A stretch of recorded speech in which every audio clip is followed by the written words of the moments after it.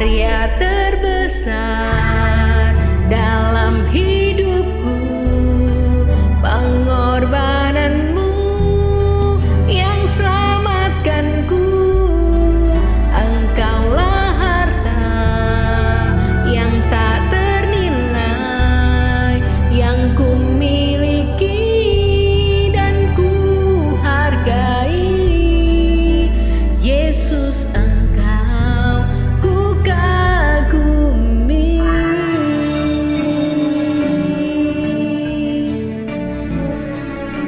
Puji Tuhan, Shalom saudara-saudara. Tuhan Yesus kasih kembali bertemu saya dalam khotbah online GPC Anugerah Bermazmur Minggu 22 Agustus 2021. Mari kita berdoa meminta Tuhan memberikan kepada kita hikmat dan pengertian agar firman-Nya dapat kita pahami dan menjadi berkat, bahkan memberkati orang lain. Tuhan Yesus, terima kasih untuk anugerah-Mu yang begitu besar dan luar biasa dalam kehidupan kami. Hari ini kami sangat mengucap syukur karena kami tahu Tuhan hadir di tengah-tengah kami, dan bahkan Tuhan selalu menyertai kami, memelihara kami, dan memberkati kehidupan kami. Saat ini Tuhan, kami rindu untuk menerima kebenaran yang dapat memberikan kepada kami pencerahan, sehingga kami boleh menjalani kehidupan ini dengan kepastian. Karena kami tahu bahwa di dalam Yesus hanya ada ya dan amin. Hanya ada kepastian, dan kepastian itulah yang membuat kami mampu dan kuat menghadapi segala sesuatu. Terima kasih Tuhan. Terima kasih Roh Kudus, Engkau sudah memimpin kami, dan kami percaya Engkau akan terus menolong kami untuk semakin dalam masuk di dalam kebenaran-kebenaran di dalam berita firman-Mu yang akan memberkati hidup kami. Urapi firman-Mu Tuhan. Demi nama Yesus kami berdoa dan mengucap syukur. Amin. Puji Tuhan, saudara-saudara. Selamat berjumpa lagi di dalam anugerah dan kasih Tuhan yang nyata, yang ada, yang hadir dalam kehidupan kita. Atau kalau ada di antara saudara yang mungkin belum terlalu merasakan kehadiran Tuhan, Anda perlu datang dan Anda perlu masuk di dalam rencananya. Anda perlu tinggal di dalam Dia supaya Anda bisa mengalami kehadiran Tuhan. Saya masih ingat ketika suatu kali almarhum, yakni papi saya sendiri, sebelum menerima Kristus, itu sore hari, dan tiba-tiba papi saya mengucapkan kata-kata yang kurang pantas kepada Tuhan. Dia mengucapkan hal-hal yang menunjukkan ketidakpercayaannya kepada Tuhan. Dan yang terjadi adalah, kalau tidak salah 1 atau 2 hari, papi saya sakit. Dia terbaring di tempat tidur, sulit untuk bangun. Pokoknya dia sangat susah menghadapi kondisi fisiknya hari itu. Tetapi yang luar biasa adalah bahwa Tuhan mengerjakan sesuatu pada saat beliau ada di tempat tidur. Apa yang terjadi, saudara? Rupanya papi saya mulai berdoa kepada Tuhan. Dia mulai meminta kepada Yesus untuk hal-hal yang dia inginkan, dan dia mengalami mujizat. Apa yang didoakan, apa yang diminta itu terjadi. Dan pelan-pelan lambat laun dia mulai percaya bahwa Yesus itu ada, bahwa Yesus itu Tuhan dalam kehidupannya. Singkat cerita, papi saya benar-benar bertobat dan menerima Yesus sebagai Tuhan dan Juru Selamat. Akhirnya papi saya tidak lagi mengucapkan kata-kata yang penuh dengan kemarahan, kata-kata yang menghina, yang menjelekkan Yesus. Tapi setiap kali dia bertemu dengan orang lain, dia menceritakan Yesus kepada orang lain. Papi saya mengalami perubahan yang sangat luar biasa. Ada satu hal yang membuat saya melihat bahwa papi saya benar-benar sudah berubah, benar-benar percaya kepada Tuhan. Setiap minggu biasanya papi saya pergi ke gereja dengan mami. Tapi kalau mami saya tidak ke gereja, pasti papi saya tidak pernah ikut. Kali ini, ketika papi saya benar-benar bertobat dan menerima Yesus sebagai Tuhan dan Juru Selamatnya, dia pergi ke gereja sendiri, saudara, pada waktu mami saya tidak ikut. Dan dia benar-benar terbakar untuk terus bersaksi kepada tamu, kepada siapa yang datang, memberitakan bahwa Yesus itu Tuhan, Yesus itu Allah. Saudara-saudara, saya tahu bahwa ada satu anugerah yang sedang masuk di dalam kehidupannya. Ada anugerah yang diterimanya, di mana dia mengalami Kristus, mengalami Yesus, mengalami Tuhan di dalam kehidupannya. Luar biasa. Hari ini saya mau sampaikan satu tema yang sedikit bertolak belakang, yaitu anugerah yang ditolak. Saudara-saudara, suatu hari ada seorang anak kecil sedang mengamati jalan di depan rumahnya. Dan setiap kali dia melihat mobil ekspedisi, katakanlah JNE, berjalan lewat rumahnya, keesokan harinya anak kecil ini mengambil keputusan untuk berdiri di depan pagar rumahnya sambil menunggu mobil JNE itu lewat. Dan benar, mobil JNE itu lewat. Hari kedua dilakukannya juga. Dia berdiri di depan pagar rumahnya menunggu mobil itu lewat, dan lewatlah mobil itu. Tapi hari yang ketiga, dia mulai berpikir bahwa ada sesuatu yang harus dilakukan lebih. Jadi akhirnya dia mengambil posisi belokan jalanan di mana mobil JNE itu akan berbelok lewat tempat itu. Dan setiap hari itu terjadi. Dan akhirnya dia berada di belokan itu, mobil JNE itu lewat juga, saudara. Dan dia merasa dia begitu dekat dengan mobil ekspedisi tersebut. Tapi apa yang terjadi? Mobil itu lewat begitu saja. Saudara-saudara, hari berikutnya si kecil ini berpikir, kalau aku terus begini, maka tidak akan ada perubahan. Dia mulai mencari tahu di mana sebenarnya sumber atau kantor mobil JNE. Oh, ternyata itu dekat sekali dengan rumahnya. Dan apa yang dia kerjakan? Esok harinya dia pergi ke kantor ekspedisi tersebut, kantor JNE. Dan waktu dia ada di sana, dia berdiri di pinggir pintu masuk. Dan ketika pintu itu dibuka, keluarlah mobil tersebut. Tetapi saudara-saudara, itu hanya melewati dia begitu saja. Dan esok harinya dia memutuskan dengan rasa mantap, dengan yakin kali ini akan berhasil. Dia datang lagi ke kantor JNE dan dia berdiri di depan pagar pintu tersebut. Apa yang terjadi?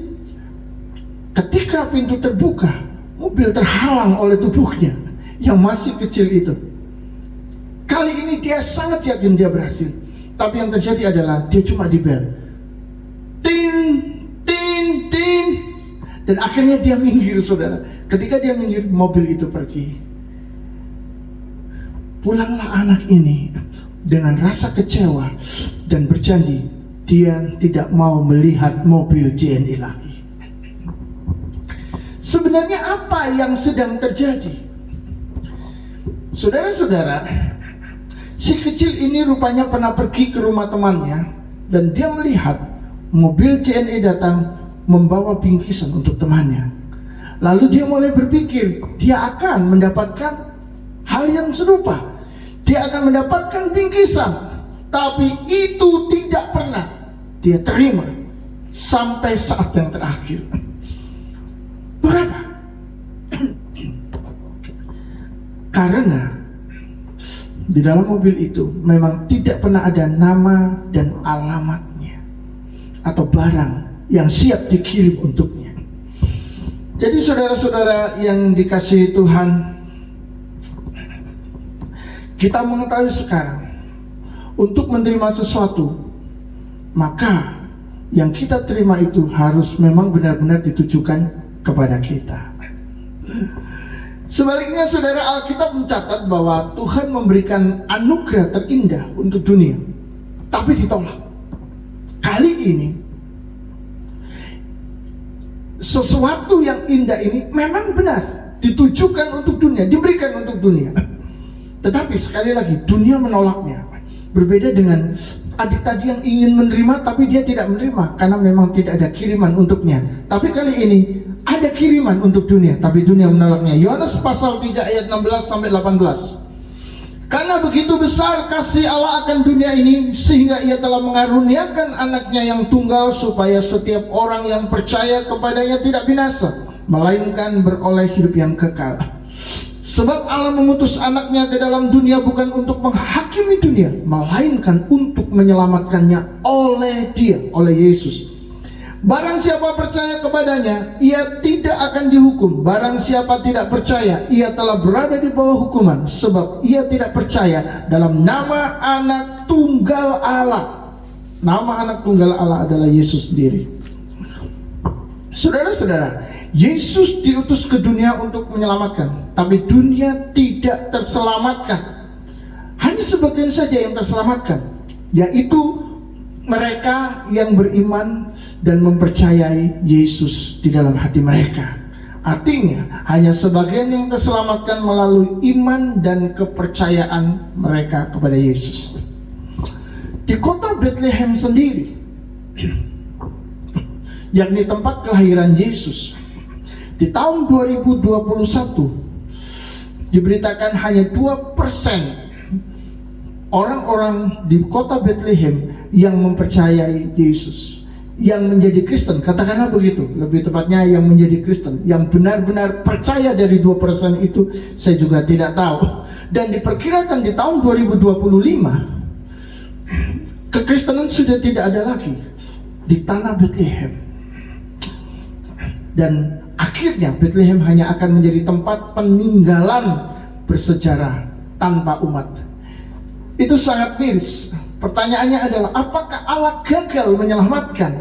Dia lahir di sana, tapi di sana cuma 2% saja, dan bahkan kemungkinan diprediksikan, diramalkan tidak akan ada lagi umat Kristen di sana. Ada beberapa faktor, memang ada umat lain yang juga menekan mereka untuk masuk ke dalam agama mereka. Tetapi menurut saya hal ini tidak perlu dikaitkan. Tetapi yang kita tekankan saat ini adalah bahwa di tempat itu di mana Yesus lahir pertama kali, menjadi tempat yang bersejarah, ternyata hanya sedikit saja yang percaya. Lalu bagaimana di negara kita? Bagaimana di negara-negara lain? Saudara, mari kita lihat Yohanes pasal 1 ayat 10 sampai 11. Ia telah ada di dalam dunia dan dunia dijadikan olehnya, tetapi dunia tidak mengenalnya. Ia datang kepada milik kepunyaannya, tetapi orang-orang kepunyaannya itu tidak menerimanya.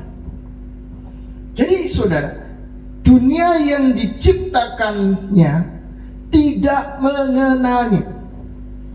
Yesus berkata, burung punya sangkar, serigala punya liang, tapi anak manusia, yaitu dirinya sendiri, tidak punya tempat untuk meletakkan kepalanya. Itu artinya kemanapun Yesus pergi dan berada, dia tidak pernah punya tempat untuk diterima. Artinya Yesus ditolak di mana-mana. Padahal Yohanes 1 ayat 10 tadi mengatakan, ia telah ada di dalam dunia dan dunia dijadikan olehnya. Yesus ada di dalam dunia dan dunia telah dijadikan oleh Yesus, tetapi dunia tidak mengenalnya. Kita belajar 3 hal. Yang pertama, Allah yang misterius. Saudara-saudara, ini adalah salah satu sifat yang melekat pada diri Tuhan dan menimbulkan banyak pertanyaan bagi siapa? Bagi manusia. Dan banyak sekali pertanyaan-pertanyaan itu tidak terjawab sampai sekarang.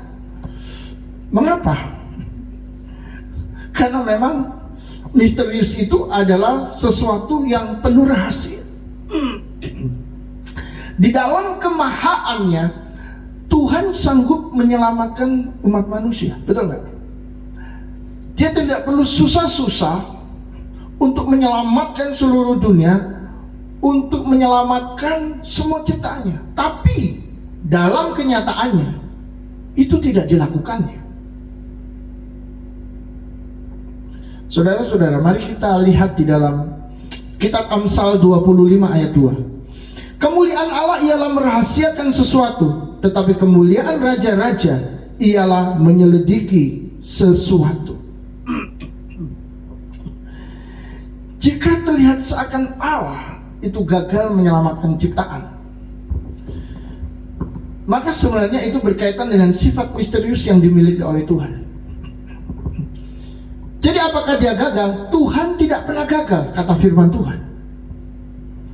Tapi kenapa di dalam bayangan kita, dalam pikiran kita, seakan-akan Tuhan gagal menyelamatkan umatnya? Buktinya di Bethlehem saja cuma 2%. Kenapa tidak 99% lah, katakanlah, kalau tidak perlu kita anggap sebagai gagal total begitu.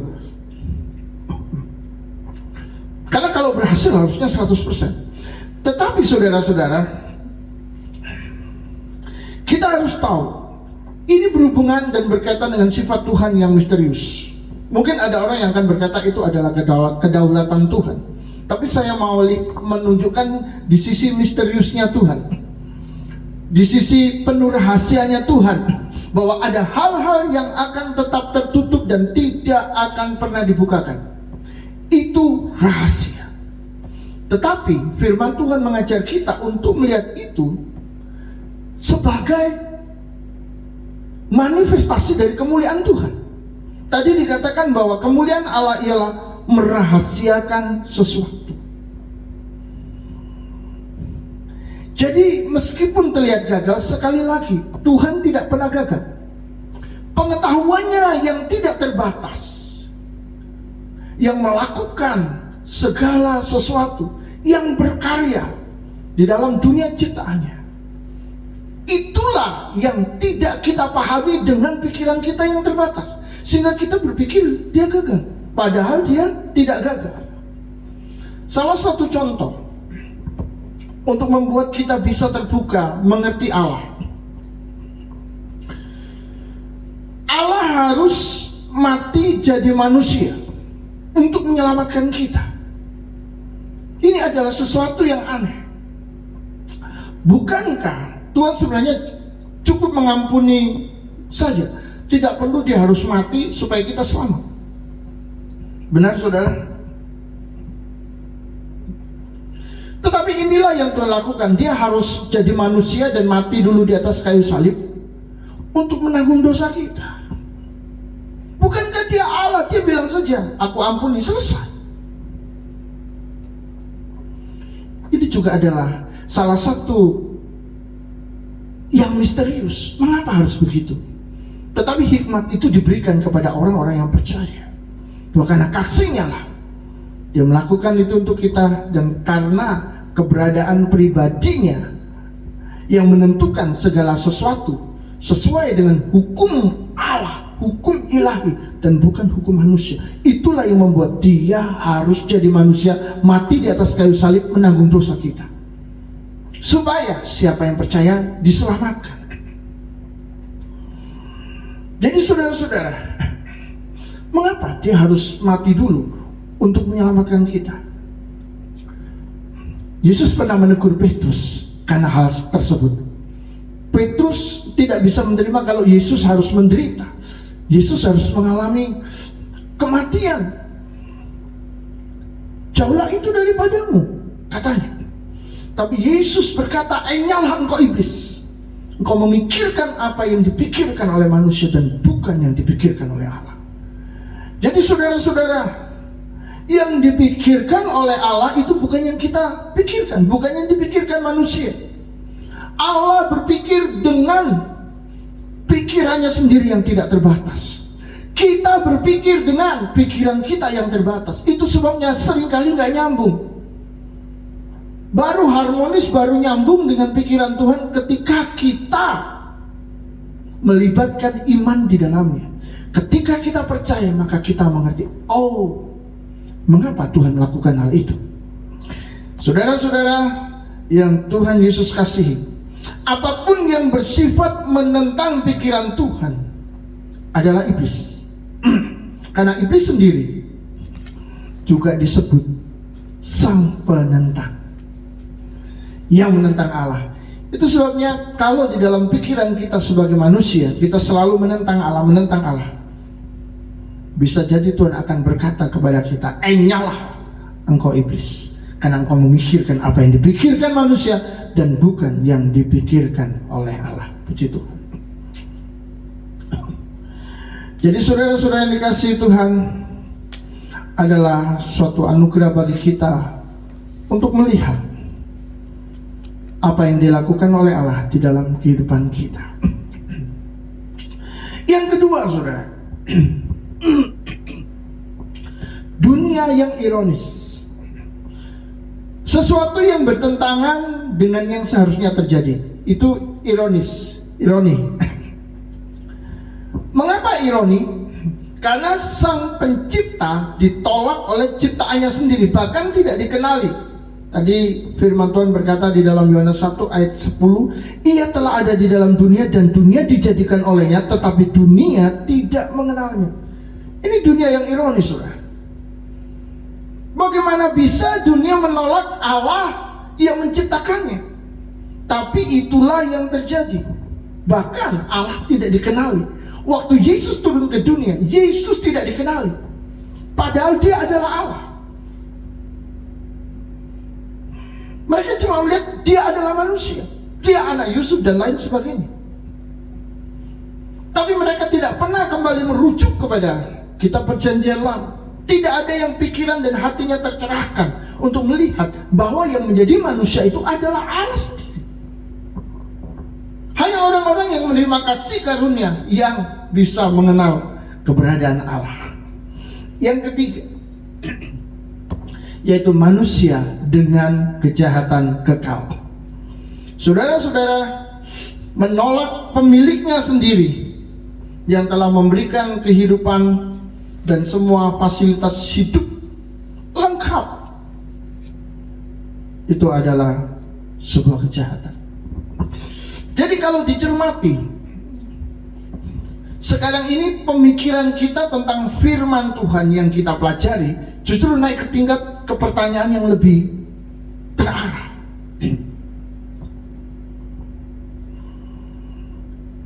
Apakah Allah telah diperlakukan sangat jahat? Ya. Saudara-saudara, di desa terpencil Kalimantan Barat tinggal seorang gadis cantik dan ibunya. Sayangnya, gadis ini adalah seorang gadis yang malas, manja, dan sombong, dan keinginannya selalu minta dituruti. Suatu hari sang ibu minta ditemani ke pasar, tapi gadis ini mengajukan syarat agar dia bisa berjalan di depan dan ibunya di belakang. Maka berangkatlah mereka pergi ke pasar, menuruni turunan-turunan, dan ketika di dalam perjalanan ada orang-orang yang mulai bertanya kepadanya, apakah itu ibumu? Gadis ini menjawab, bukan, dia pembantuku. Setiap kali saudara dia berjalan, orang bertanya, dia selalu berkata, yang ada di belakangnya adalah pembantunya. Lama-lama si ibu mulai sakit hati dan dia mulai berdoa dan berkata, Tuhan, hukumlah anak yang tidak tahu berterima kasih ini. Perlahan saudara, kaki si gadis ini mulai menjadi batu dari bawah sampai ke atas. Dan anak ini mulai sadar akan apa yang dilakukannya. Dia mulai menangis dan meminta ampun kepada ibunya. Tapi sudah terlambat.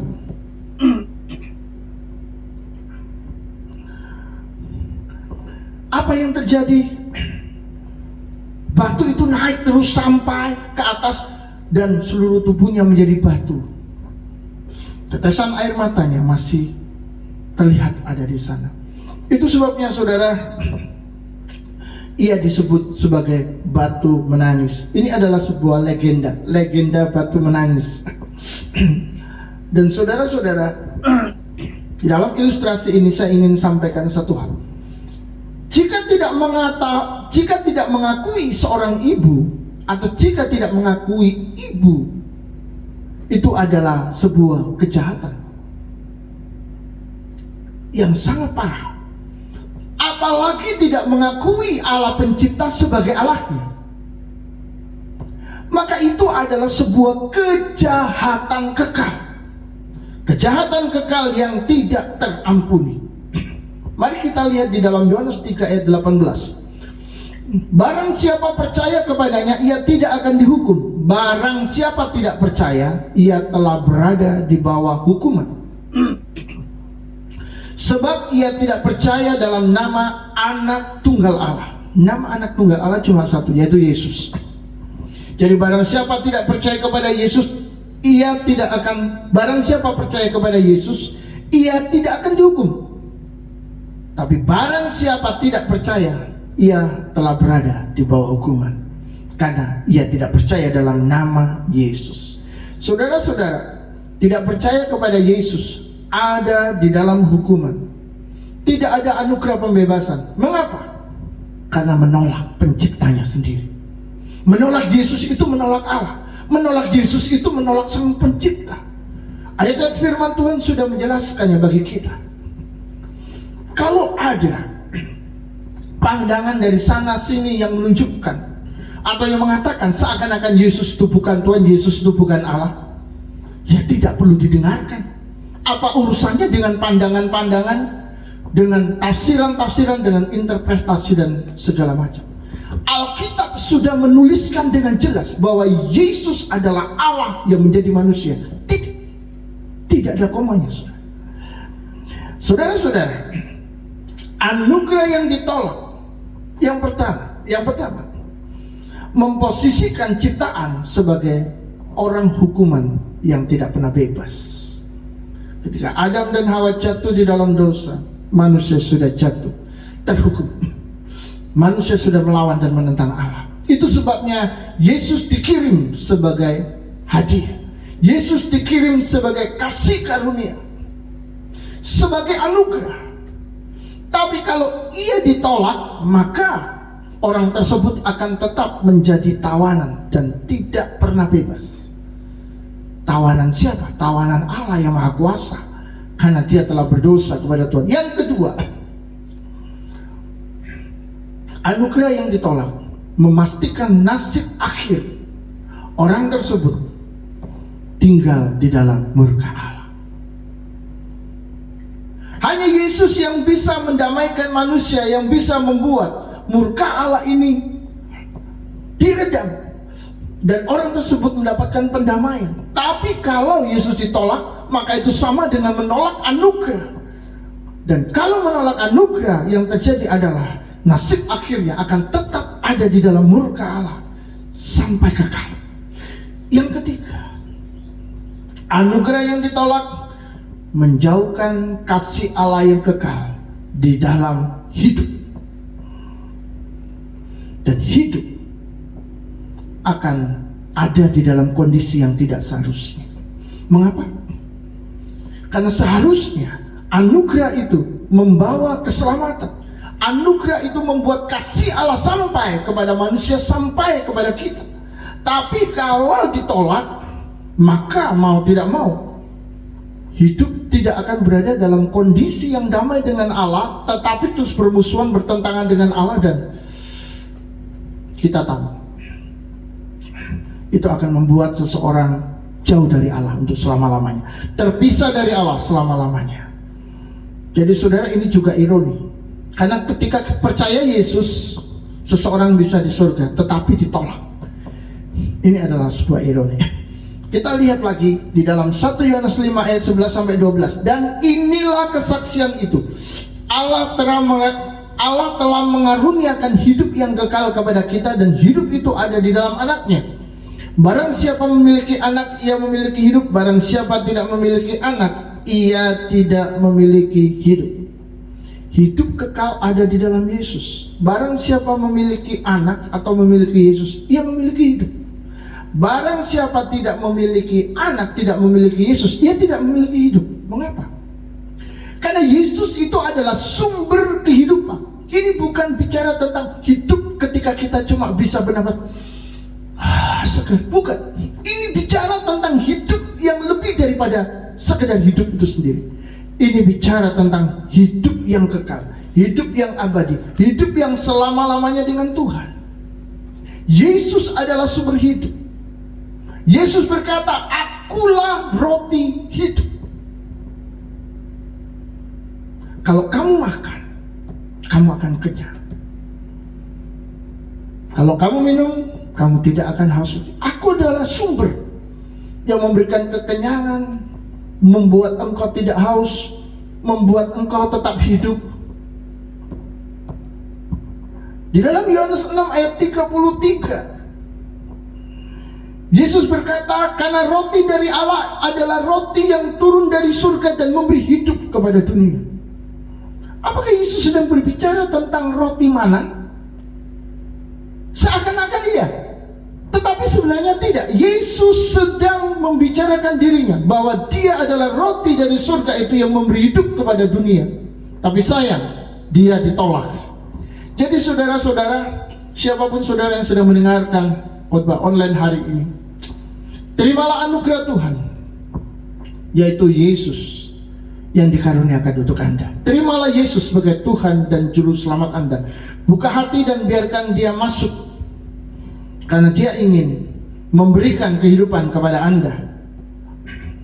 Saudara-saudara, menjadikan Yesus sebagai Tuhan dan Juru Selamat adalah sebuah jalan untuk menerima yang terbaik dari Tuhan, yaitu pengampunan, penyucian, pendamaian, persekutuan, dan keselamatan.